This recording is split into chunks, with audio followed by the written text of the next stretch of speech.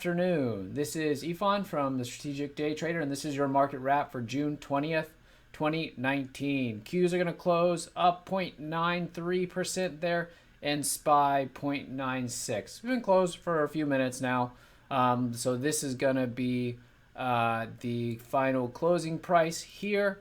SPY, the big news is new all-time highs there. Okay, coming into today, we did have a bullish bias, and unless we broke yesterday's low, we were gonna stay with the bullish bias. On any kind of pullback, we should be a buying opportunity. So sell-offs were buyable, and that's what we saw today. Okay, only thing to change between yesterday and today is that now our point where the uptrend will be broken is under today's low. That doesn't mean we're going to be bearish in the same way that if we had taken out yesterday's low, we wouldn't be bearish either into more support. Just means that the uptrend is going to go into a pause, and then we'll see if it's going to resume higher or lower. So if we break today's low, all right, then we'll go to neutral. That goes for the Qs and SPY. Otherwise, remain bullish on the Qs and SPY. Okay, we've been bullish ever since we broke out here. We got the gap up and then another gap up today, so continuation now. The FOMC did not turn into a breakout failure. That's the was going to be our first indication if we were going to get lower prices. And so far, we had the gap up, and the gap up is putting in this hourly buy setup. Longer time frames, daily looks higher on the Q. SPY obviously looks higher, just made new all-time highs. Weekly and monthly remain bullish. Notice we haven't really changed the long-term trend in quite a while, right? That's going to be typically the case because the weekly and monthly don't change frequently as the hourly and the daily, right? All right, so let's talk about today's plays. A little bit about this topic about kind of trading versus thrill seeking, or kind of just exciting, which trading can be exciting, can be exhilarating, but I thought on a day like today, it was a lot of discipline and patience. It was something that we talked about at the end of the day because a lot of people had their best play on the PCG. So this was called as a climactic short. Underneath this doji bar here was called as a short, and I know some people also played it long.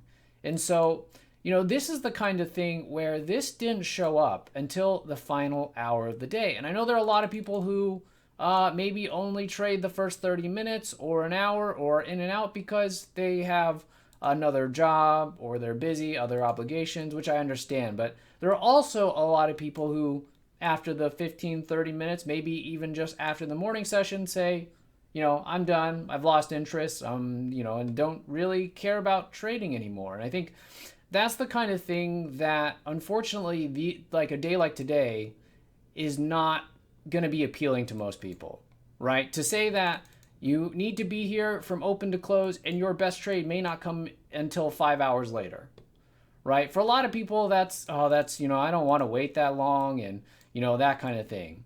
But that really is a sign of a professional. So, I asked the room how many people was their best trade. I got a good amount, I think almost a dozen people. And, I was like, give yourself credit, because it's the kind of thing that I have no doubt, and I can see the numbers in the room, that people only want to do the morning. There's increased volatility in the morning, and not necessarily just this PCG they're trading. Who knows what, people trade in the morning. But there's increased volatility. That's when they want to make a quick buck and then, go celebrate or get on with their life, right? And sometimes, you may have a scenario like we had with the SES, okay? The SES was called this morning. You can see very early in the morning. That's going to be prior to 10 o'clock there. And so prior to 10 o'clock, we played this SCS as it broke underneath these kind of double bottom, triggered right there, and didn't go anywhere until the end of the day. And finally, at the end of the day, we got new lows. And so we just had to close it out at the end of the day. Now, even, on this, was there reason to want to get out of this? To say, well, it's not worth my time to wait. Or why isn't this coming in? The market's making new lows. Oh no, the market's bouncing and this is going to bounce. Sure. You could have all those reasons to get out and not be a part of the new lows. Now, this is not a big play by any means, right? This is nothing like the PB on Monday, which closed at the lows also, right? We had this PB played and what worked much better follow through. But just because I don't get that excitement from the SCS doesn't mean that I let kind of the boredom just say, oh, okay, well, doesn't look good anymore, probably going to break out, market's looking higher, so on and so forth, to say, well, let's just bail on it, right? So it's the kind of thing, whether it's your management, your entries, the kind of thing that requires work. This is the grind of trading. And I think the narrative that you just trade at the open and you only have to work for 10 minutes and then that's it, I think is great. And it is great. Sometimes that is the case. You take something at the open. There was a call on the CCL this morning, right? That also happens, right? Where this was played short on the CCL this morning based on the gap down here, right? To be played on the, and then half was trailed out near the lows. And I think the other half came back up and was trailed around break even, right? Before kind of it started basing up here at the high. So, there is going to be that too. But, it was really, I was just proud of the people in the room who, really are there from open to close and focus. That tells me we have a room full of real traders, right? And of course, there are people with me here in the SCS. We were, considering, should we hold it until tomorrow, maybe getting some follow through tomorrow morning, or go ahead and close it here for small profit or break even. And so, that I know that there are people who are serious, and that's why, on days like today, it really separates the kind of thrill seekers or the kind of part-time traders from the full-time. So I thought today was one of those days. So hopefully you did well. If not, didn't do too much. I didn't think there was all that much follow through at the open.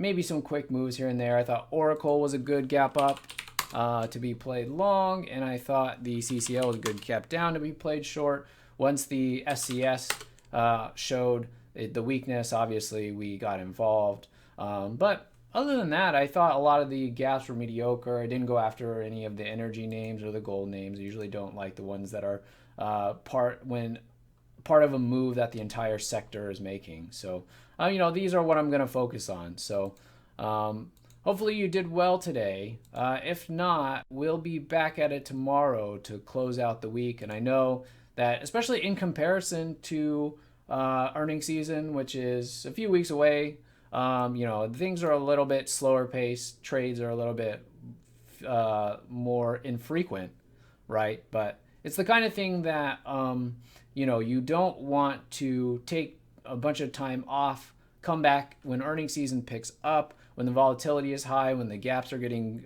big follow through, you're having a lot of wide range days, and still try to kind of get back into the groove of things. So I think the priority for us right now is to preserve capital and to not settle. So yes, we want to be here and taking trades and making as much money as possible, right? But a lot of times, if there's not a lot of things to choose from, you might settle on your setups. Okay, so the goal is to not settle. All right, and then we just stay sharp, and then when earnings season comes, we will hit the ground running. Okay, all right.